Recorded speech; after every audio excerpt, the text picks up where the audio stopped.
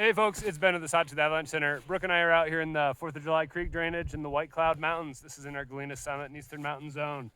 This is a dry, high range. We're at 9,400 feet on north-facing slope.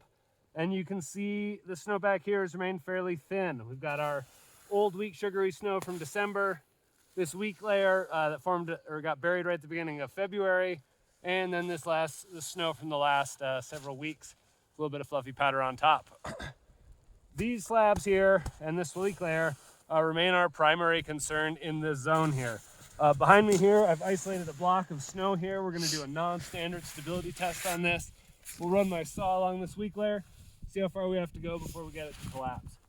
Importantly, this weak layer is really, really strong. I was doing ECTs, extended column tests, really having trouble getting down to that weak layer. Couldn't get down there with normal force, but this test kind of initiates a fracture and sees what happened.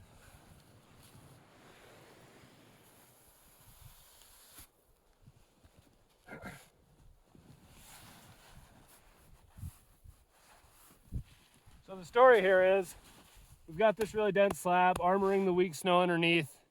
Harder to trigger these avalanches, but the avalanches that you trigger are going to break pretty wide and they're going to be pretty big.